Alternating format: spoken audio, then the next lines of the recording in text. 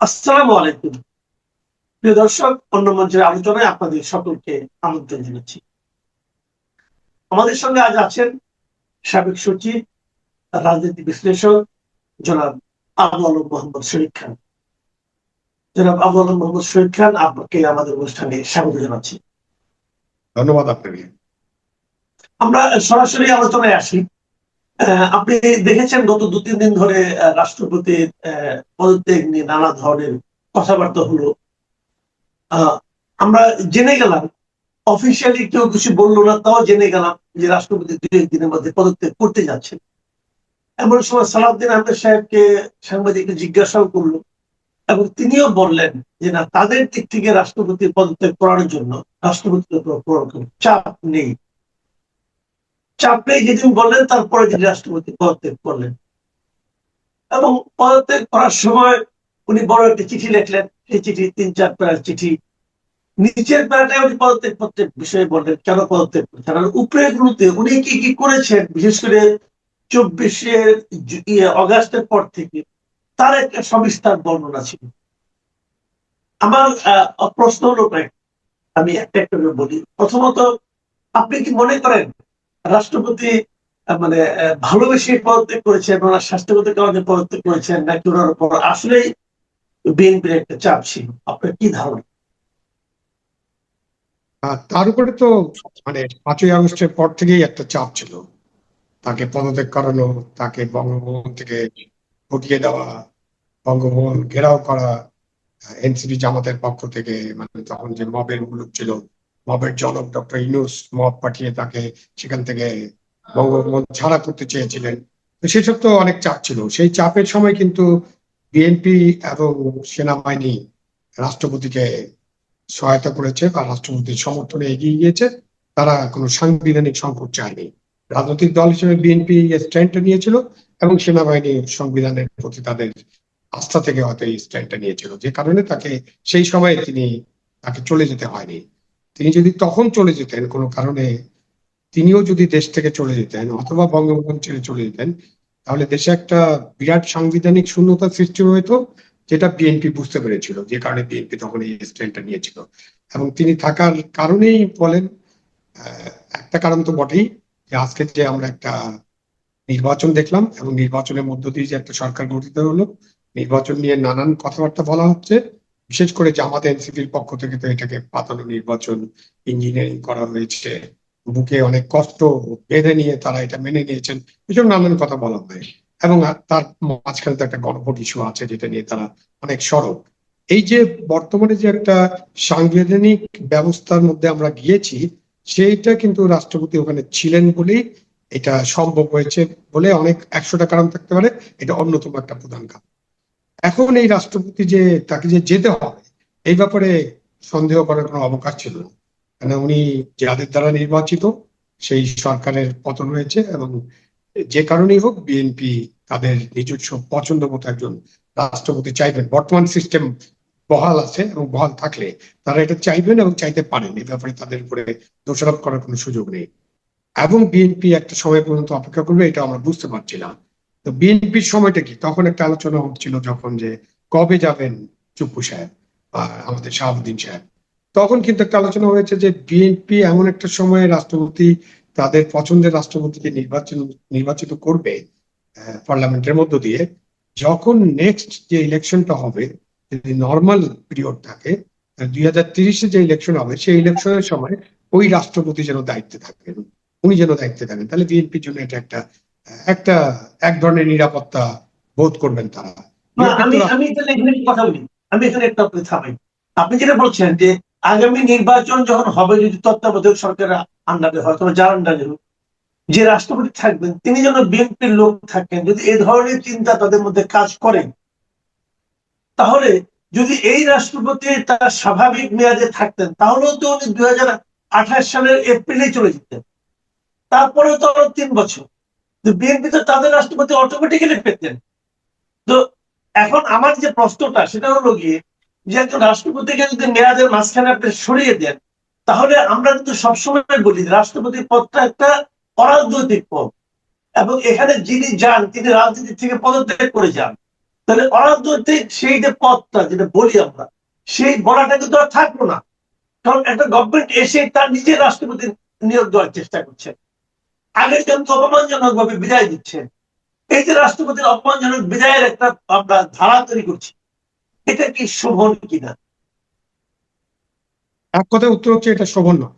But বর্তমান রাষ্ট্রপতি যিনি ছিলেন তাকে একেবারে পুরো মেয়াদ পর্যন্ত বিএনপি রাখবে এটা আমার কখনোই মনে হয়নি।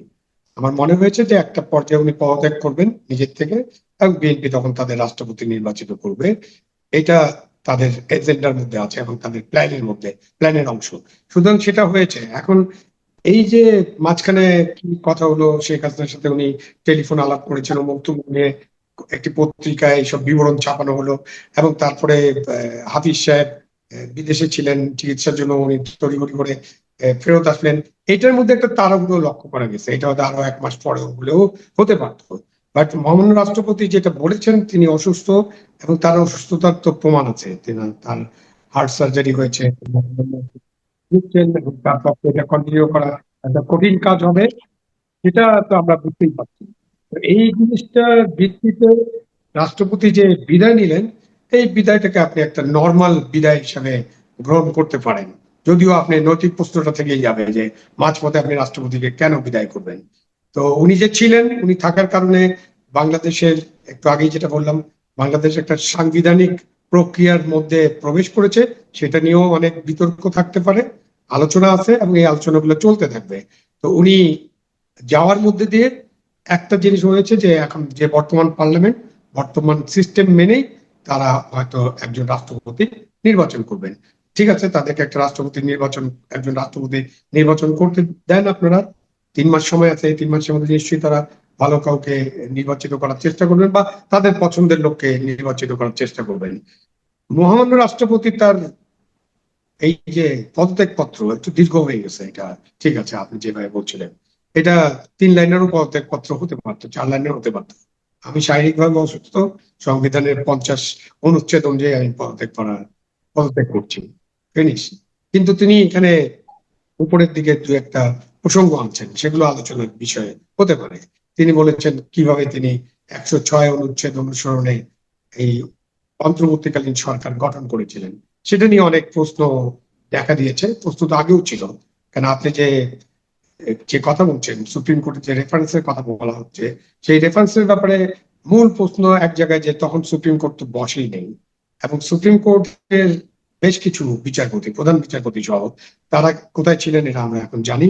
তাদের একটা তালিকা যখন আমরা চাইলাম, মানে জোর করে একটা তালিকা তাদের কাছে চাওয়া হলো, তখন তারা তালিকা দিয়েছিলেন সেনাবাহিনীর পক্ষ থেকে। সেই তালিকায় কিন্তু সুপ্রিম কোর্টের প্রধান বিচারপতি এবং একজন সিনিয়র বিচারপতির নাম ছিল, যারা ওখানে আশ্রয় নিয়েছিলেন। তো তাহলে ওই রেফারেন্সটার কথা বলে অন্তর্বর্তীকালীন সরকারের গঠনটাকে নিয়ম মাফিক হয়েছে, এইটা উনি বলেছেন। বাট এটা দিয়ে কিন্তু ওইটাকে প্রমাণ করা যাবে না। ওটা প্রমাণক নয়, ওটার মূল প্রমাণক হবে সুপ্রিম কোর্টের জাজদের সিগনেচার করা একটা দলিল, যে দলিলটা আপনাকে দিতে হবে। এই দলিলটা আমাদের সামনে এখনো আসে নাই, কখন আসবে এটা আমরা জানি না। দলিল আদৌ খুঁজে পাওয়া যাবে কিনা এটাও আমরা জানি না। বাট এটা একটা আপনাদের গবেষণার বিষয় হতে পারে। জি, তবে একটা জিনিস হলো কি, এর মধ্যে মোটামুটি আমরা আলোচনা দেখছি, 2-3টা আলোচনা পেলাম। সেটা হলো যে সম্ভাব্য নতুন রাষ্ট্রপতি কে হতে পারে এ ধরনের। কেউ কেউ বলছেন যে দলের মধ্য থেকে নেওয়া হবে, কেউ বলছেন যে বাইরে থেকে কাউকে নেওয়া হবে, কেউ বলছেন যে বিদেশে অবস্থানরত এমন কারো নামও আমরা শুনছি। আবার এটাও শুনছি যে তাদের কোনো তাড়াহুড়া নাই, যিনি আছেন ভারপ্রাপ্ত উনিই থাকবেন। আগামী সংসদ অধিবেশনে যখন তারা সংবিধান পরিবর্তন করবেন, সেই সময় তারা রাষ্ট্রপতির ক্ষমতা কতটুকু দিবেন নতুন সংবিধান অনুযায়ী, সেই অনুযায়ী তারা ঠিক করবেন। যদি রাষ্ট্রপতির ক্ষমতা বেশি দেওয়া হয়, তাহলে হয়তো তারা বেশি অনুগত কাউকে খুঁজবেন। এরকম আলোচনা হচ্ছে। তো আপনি কি মনে করেন যে আসলে তারা কি করতে যাচ্ছে, অথবা কি ধরনের রাষ্ট্রপতি যে ক্ষমতা, বাড়তি ক্ষমতা, একটা ক্ষমতার একটা আপনার ভারসাম্য তৈরি করার যে কথাটা বলা হচ্ছে, বিভিন্ন সময় আলোচনা হচ্ছে, আপনি কি মনে করেন তেমন কিছু নতুন সংবিধান সংশোধিত হওয়ার পর তেমন কিছু আসবে, নাকি এখনকার মতোই এই ছোট জগন্নাথের মধ্যে থাকবে রাষ্ট্রপতির ক্ষমতা? রাষ্ট্রপতি ছোট জগন্নাথ কিনা বা রাষ্ট্রপতি একটা আলংকারিক পদ কিনা এটা নিয়ে আপনি অনেক আলোচনা করতে পারেন, বাট আমরা যে সিস্টেমটা ফলো করছি পার্লামেন্টারি ডেমোক্রেসি ব্রিটিশ সিস্টেম, সেই ব্রিটিশ সিস্টেমে রাষ্ট্রপতি ক্ষমতার ভাগাভাগি বা তাকে আরো ক্ষমতায়ন করা, এগুলোর কি খুব একটা সুযোগ আছে? সুযোগ তো নেই। সুতরাং আপনি এই বর্তমান সিস্টেমে আপনি পার্লামেন্টারি ডেমোক্রেসি রাখতে চান কিনা সেটা হলো আসল বিষয়। আপনি যদি পার্লামেন্টারি ডেমোক্রেসি রাখতে চান তাহলে রাষ্ট্রপতির বর্তমান অবস্থা যা আছে তার চেয়ে এদিক ওদিক করে হয়তো কিছু পরিবর্তন হতে পারে, বাট এমন কোন মৌলিক পরিবর্তন হবে না যেখানে রাষ্ট্রপতিকে ক্ষমতায়িত করা হবে এবং সেই সংসদে সেরকম একটা সংবিধান সংশোধন হবে, এটা আমি প্রত্যাশা করি না আসলে। তাহলে তো আপনার প্রথমে আমাদের গভর্নমেন্ট সিস্টেম নিয়ে আগে আলোচনা করতে হবে। আপনি তাহলে কি, আমরা তো আর আমেরিকান সিস্টেমে নাই, আমরা তো রাষ্ট্রপতি শাসিত সরকার থেকে 91 সালে সকলে মিলেই আমরা একটা পার্লামেন্টারি সিস্টেম অফ গভর্নমেন্টে চলে আসছি। এবং তখন কিন্তু আপনি বিএনপির কথা খেয়াল করেন, বিএনপির গঠনতন্ত্রে, বিএনপির ঘোষণাপত্রে, বিএনপির যে নির্বাচনী ইশতেহার ছিল, কোথাও তারা পার্লামেন্টারি সিস্টেম অফ গভর্নমেন্টের কথা বলে নেই। বাট 3 জোটের রূপরেখা অনুযায়ী যখন পার্লামেন্টে আলোচনা হয়েছে, সেই আলোচনার ভিত্তিতে সেখানে সংবিধান সংশোধন করা হয়েছে, সম্ভবত দ্বাদশ সংশোধনী, সেটার মধ্য দিয়ে আমরা একটা পার্লামেন্টারি ডেমোক্রেসিতে প্রবেশ করেছি।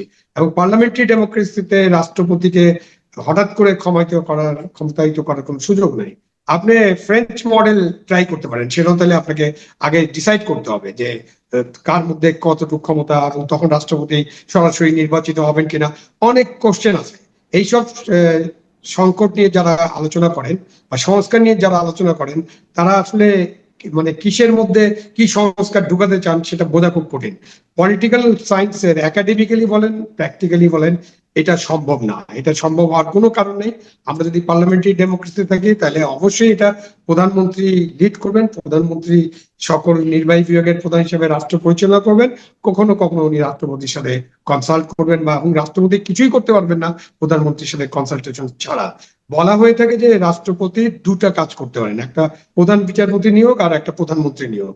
দুই ক্ষেত্রে কিন্তু প্রধানমন্ত্রীর বাইরে উনি কিছু করতে পারেন না। কেন বললাম? হ্যাঁ, প্রধানমন্ত্রী নতুন হন, কিন্তু উনি কি, ধরেন একটা দেশে নির্বাচন হলো, নির্বাচনের মধ্য দিয়ে একটা দল সংখ্যাগরিষ্ঠতা পেল, উনি কি কম সংখ্যাগরিষ্ঠ মানে যারা অল্প ভোট পেয়েছে তাদেরকে কি সরকার গঠনের জন্য ডাক দিতে পারে? পারবেন না। সো আপনাকে ওটাও বাধ্য যে দেশে একটা নির্বাচন হবে, নির্বাচনের মধ্য দিয়ে পার্লামেন্টে যে দলের সংখ্যাগরিষ্ঠতা থাকবে, যাদের কাছে সংখ্যাগরিষ্ঠ সদস্যের শাসন থাকবে, তাদের লিডারকে উনি বলবেন আপনি সরকার গঠন করেন। সো উনার ওখানে কিছু করার নেই আসলে। আর প্রধান বিচারপতি যে উনি নিয়োগ দেন, সেটাও কিন্তু রাষ্ট্রের যে কাঠামো আছে সেই কাঠামো অনুযায়ী তার কাছে যখন যায় তখন উনি প্রধান বিচারপতি নিয়োগ দেন। এবং শাহাবুদ্দিন সাহেব তো যোগ করলো, সত্যি কথা বলেছিলেন যে মিলাদ টিলাদ করা এবং মাজার জিয়ারত করা ছাড়া ওনাদের আসলে তেমন কোনো কাজ থাকে না। আর এখন তো যে কিছু ইউনিভার্সিটির ওনারা চ্যান্সেলর হওয়ার কারণে কয়েকটি ইউনিভার্সিটিতে আমরা তাদেরকে যেতে দেখেছি, হামিদ সাহেবকে বেশ কিছু প্রোগ্রামে যেতে দেখেছি, এবং উনি অনেক সুন্দর সুন্দর কথা বলে হাস্যরসের সৃষ্টি করেছিলেন। আপনি বাংলাদেশের যদি 55 বছরের ইতিহাস দেখেন, বাংলাদেশে কখনোই এমন কোন রাষ্ট্রপতি ছিল না যারা সরকারের সাথে কোনো দ্বন্দ্বে গিয়েছে, সরাসরি দ্বন্দ্বে। আমরা এমন কাউকে দেখিনি। আমরা জাস্টিস সাহাবুদ্দিনের মতো এত ক্ষমতাশালী একজন প্রধান বিচারপতি, যিনি রাষ্ট্রপতি হয়ে আবার প্রধান, মানে যিনি তত্ত্বাবধায়ক সরকারের প্রধান হয়ে আবার প্রধান বিচারপতি হিসেবে ফেরত গিয়েছিলেন, তাকে শেখ হাসিনা রাষ্ট্রপতি করেছিল।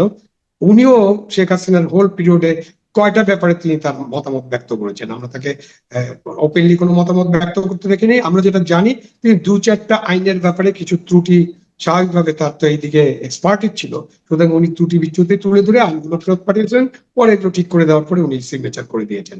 তো বাংলাদেশের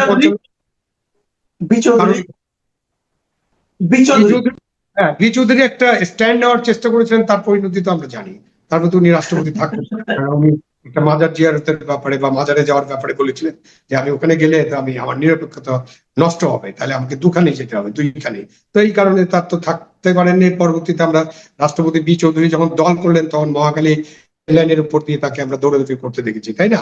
তো বাংলাদেশে আমাদের রাষ্ট্রপতিরা কে কেমন ছিলেন, কি করেছেন, শাহাবুদ্দিন সাহেব কি করেছেন, জাস্টিস শাহাবুদ্দিন, আমার এই শাহাবুদ্দিন সাহেব কি করেছেন, এগুলো আমরা মোটামুটি আমাদের জানা আছে। এখন যে বলা হয় যে শাহাবুদ্দিন সাহেব তখন সেই জুলাই মাসে ইনি কোনো স্ট্যান্ড নেন, ওনার কিসের স্ট্যান্ড নেওয়া, ওনার কোনো স্ট্যান্ড নেওয়ার সুযোগ ছিল কিনা? সুযোগ থাকলে না উনি স্ট্যান্ড নেবেন, কোনো সুযোগই তো ছিল না। তখন কে স্ট্যান্ড নিচ্ছে এটা তো জিজ্ঞেস করতে হবে। যারাই ছিলেন, যেখানে যারা ছিলেন, কে কোথায় কি স্ট্যান্ড নিচ্ছে তা আমরা তো জানি। সুতরাং ওই কারণে আপনি তাকে বকাবকি করতে পারেন, এটাও বলতে পারেন যে নৈতিকভাবে উনি হয়তো পদত্যাগ করতে পারতেন। হ্যাঁ, তো করতে পারতেন, তিনি উনি তো করেননি। না করলে তো আমি বলতে পারি না বা ভাই তুমি করো নি কেন। উনি করেন নাই, এটা তো ওনার ইচ্ছা, উনি করেননি পদত্যাগ, উনি অপেক্ষা করেছেন।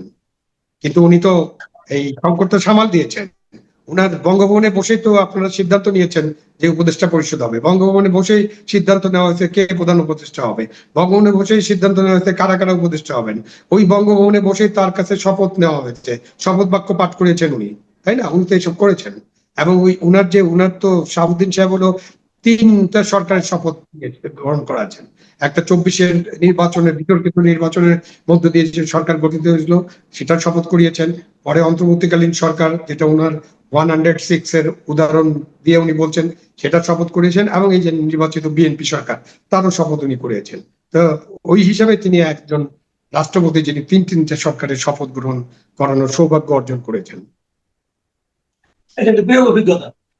আপনি এই যে কথাটা মানে বলছিলেন শুরু থেকে, যে ওনার বিদায়টা আপনার বিবেচনায় মোটামুটি অবধারিতই ছিল, কারণ বিএনপি অবশ্যই চাইবে যে তাদের দলীয় কোনো একজন লোককে নিয়োগ করার জন্য। তো বিএনপি, আমার একটা ছোট প্রশ্ন এখানে, সেটা হলো যে বিএনপি তো তাদের দলের লোক নিয়োগ করবেই, তো সেটা শুরুতে নয় কেন, 1 মাস পরে নয় কেন, 2 মাস পরে নয় কেন, ঠিক 5 মাস পরে এসে এই সময়েই কেন? এই সময় আপনি তারা আপনি এই কথাও বললেন যে একটু তাড়াহুড়াও ছিল তাদের মধ্যে। এই এই সময়ে তাড়াহুড়া করে কেন? এই সময়টা কেন? আপনার কি মনে হয় এইটা কি বিশেষ কোনো গুরুত্বপূর্ণ সময়? এটা কি অন্য কোনো, এর পিছনে অন্য কোনো কারণ আপনি দেখতে পাচ্ছেন? থাকতে পারে, আমার জানা নেই, থাকতে পারে। মানে আপনি হাঞ্চ করতে পারেন, কিন্তু হাঞ্চ করে আমি কোনো কথা বলতে চাই না। থাকতে পারে, বাট যে অবধারিত বিষয়টা হয়তো বলবেন যে 1 মাস আগে হয়ে গেল কেন, বা 1 মাস পরেও হতে পারতো, এরকম আমরা বলতে পারি। তো কোনো ইস্যু থাকতে পারে যেটা আমার জানার বাইরে, এবং এটা নিয়ে অনেক ষড়যন্ত্র তত্ত্ব আবিষ্কৃত হয়ে যেতে পারে। আবিষ্কার অলরেডি হয়েছে যে রাষ্ট্রপতি নাকি প্রধানমন্ত্রী, প্রাক্তন প্রধানমন্ত্রী শেখ হাসিনার সাথে কথা বলেছেন। তো এটা কথা বলার জন্য কি লন্ডনে যে কথা বলতে হয় নাকি? কথা বলার জন্য বাংলাদেশ তো কথা বলার সবচেয়ে ভালো জায়গা। এবং বাংলাদেশে কত ধরনের অ্যাপস আছে, এবং কত ধরনের অ্যাপস দিয়ে কথা বলতে পারেন।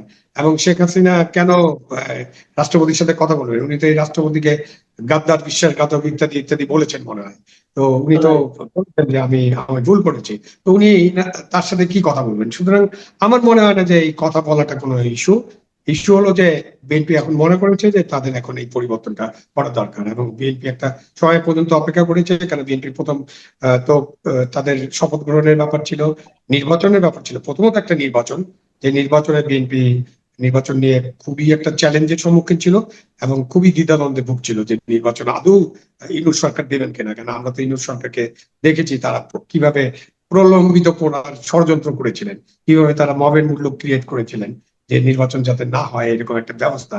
এবং তাদের অনেকেই তো এই খায়েশ ছিল, সম্ভবত স্বপ্ন, খায়েশ যাই বলেন, যে অনেকদিন ক্ষমতায় থাকা, কমপক্ষে 5 বছর, 30 সাল পর্যন্ত তো বটেই, যে মেয়াদ পর্যন্ত করা, মানে শেখ হাসিনার মেয়াদটাই, পূর্ণ মেয়াদটাই ওনারা থাকতে চেয়েছিলেন। তো এরকম নানান কথাবার্তা ছিল। সুতরাং বিএনপি তখন চিন্তা করেছে যে না, নির্বাচন তো করতেই হবে এবং রাষ্ট্রপতিকে রাখতে হবে। নির্বাচন হয়েছে, শপথ গ্রহণ রাষ্ট্রপতিকে রাখি, প্রথম সংসদ অধিবেশন রাষ্ট্রপতিকে রাখি, তারপর দ্বিতীয় সংসদ অধিবেশন গেছে। বিএনপি মনে হয় এখন একটু থিতু হয়ে গেছে যে হ্যাঁ, আমরা মোটামুটি সংসদ তো বসিয়ে ফেলছি।